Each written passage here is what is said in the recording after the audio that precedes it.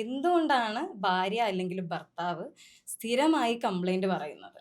അപ്പോൾ ഇതിൽ മനസ്സിലാക്കേണ്ട 2 കാര്യങ്ങളുണ്ട്. അതിൽ ഒന്നാമത്തെ കാര്യം എന്ന് പറയുന്നത് every individual and every couple and every families are different. Yeah, of course. അപ്പോൾ They are നമുക്ക് unique. അതെ, അവര് യുണീക്കാണ്, അവര് ഡിഫറെന്റ് ആണ്. അപ്പം അതെ. നമുക്ക് ഇപ്പൊ പലപ്പോഴും സോഷ്യൽ മീഡിയയിലൊക്കെ കാണുന്ന പോലെയാണ് പ്രണയം, അല്ലെങ്കിൽ Yes. അതേപോലെയാണ് ഫാമിലി വേണ്ടത്. നമ്മൾ കമ്പാരിസൺ ഒരിക്കലും ഫാമിലിയിൽ ഒരു സാറ്റിസ്ഫാക്ഷൻ കൊണ്ടുവരില്ല.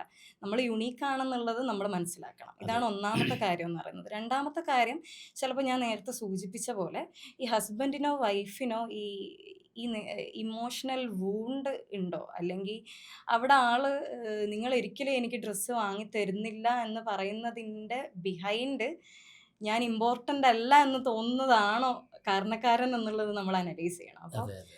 അത് അനലൈസ് ചെയ്ത് അതിൽ വർക്ക്ഔട്ട് ചെയ്യണം. ഈ കോൺഫ്ലിക്റ്റ് എന്ന് പറയുന്നത് വളരെ നോർമലാണ്. കോൺഫ്ലിക്റ്റ് ഇല്ലാതെ ഒരു റിലേഷൻഷിപ്പും, of course, of course. Especially couple relationship അല്ല, നമുക്ക് ഞാൻ കൊണ്ടുപോകാൻ പറയണത് പറ്റില്ല. കോൺഫ്ലിക്റ്റ് ഉണ്ടായാൽ ഈ റിലേഷൻഷിപ്പിന്റെ ഒരു ടേസ്റ്റും അതിന്റെ ഡെപ്തും അറിയുള്ളൂ. അതെ, അല്ലെങ്കിൽ വെറും ഒരു ആനന്ദം മാത്രമുള്ള ജീവിതത്തിൽ സന്തോഷത്തിന് എന്തുണ്ടാവില്ല, വിലയുണ്ടാവില്ല. അതെ. ദുഃഖം ഉണ്ടാവുമ്പോഴേ സന്തോഷത്തിന്റെ വില അറിയുള്ളൂ.